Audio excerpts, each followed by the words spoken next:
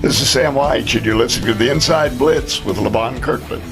So we're going talking about the South Carolina Football Hall of Fame. Right. We have Dwight Clark, Freddie Solomon, and yourself all in this Hall of Fame. And can you tell us a play that y'all have in common? We do. We have what is called in the San Francisco Bay Area the catch. The catch. And it was a pass from Joe Montana to Dwight Clark. Ultimately, or actually the number one receiver was Freddie Solomon, right here in South Carolina. Right. And it was a sprint out, front out. Quarterback didn't reverse pivot. He just fronted out. He sprints to his right, and he's going to hit Freddie in the flat. Freddie's going to go up, chop, and then burst away, and you pop it to him real quick. He's in the end zone, touchdown. If he's covered, you hold the ball, buy time, and throw a high arcing pass to Dwight Clark, who runs all the way to the middle of the field, right between the goalposts, turns around and comes back and stays 3 yards from the end line, so that if he has to jump, he still comes down in bounds. All these little coaching points. Jeez. All of that happened. And he makes a great catch. And the Dallas Cowboys to this day swear Joe Montana was throwing the ball away. Well, he wasn't. We'd used that play once or twice earlier. So you're saying the whole thing was planned? Absolutely. We worked on it. Yeah. Well, we worked on. We didn't have we couldn't work out in San Francisco the week before the game because of rain. There was raining. We went down to the Los Angeles Rams facility, and on Thursday, I always threw Dwight a bunch of passes just as our little routine.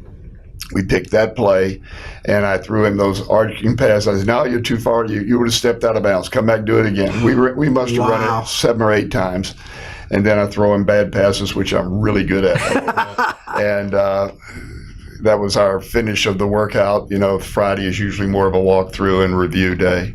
Now, did you put together that play, or was that Bill Walsh's? It was, that's a good question. I don't know. I think I give Bill Walsh all the credit on all of those kind of things, but we all were in on it, yeah. But what were you doing during that play? What was your role on the... Well, I was up in the booth. George Seifert was in the booth with me, the defensive coordinator at that time. You weren't the offensive coordinator, you were the passing game coordinator. I was the passing director. There's no coordinator about it. There was no title there. But I was called director of the passing game. And on the previous play, we had, I was answering Bill's question, what do you like? And I was normally give him a run and a pass. I said, well, let's run the ball to the left, get on the left hash mark so we give ourselves plenty of room to sprint to the right on third down. Right. And we had to score a touchdown. A field goal wouldn't win it for us. Late in the game, like 50 seconds left. And we ran to the left, picked up a yard or two, got down there, and then we sprinted out to the right with sprint right option. That was the name of the play. And Freddie was jammed and wasn't open. Joe held it. Too Tall Jones is coming in there with his arms up. And Joe threw it just over the ball just cleared his fingertips and landed just where it's supposed to, either out of bounds or in Dwight's hands. So we'll say that you recommended that pass play. You're going to get me an all. Well, somebody was holding on to you because you were about out the... I was. Well, that's true. I almost went out of the booth, literally, not because my feet slipped, and I grabbed the monitor because the monitor could have really hurt somebody falling out over. Grabbed the monitor, and George Seifert grabs me by my belt buckle and pulls me back.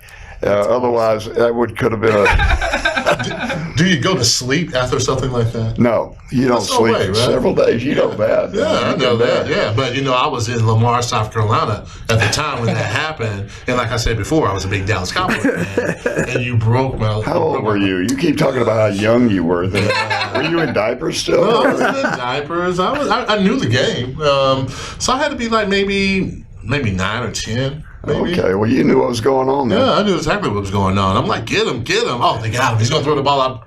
Touchdown.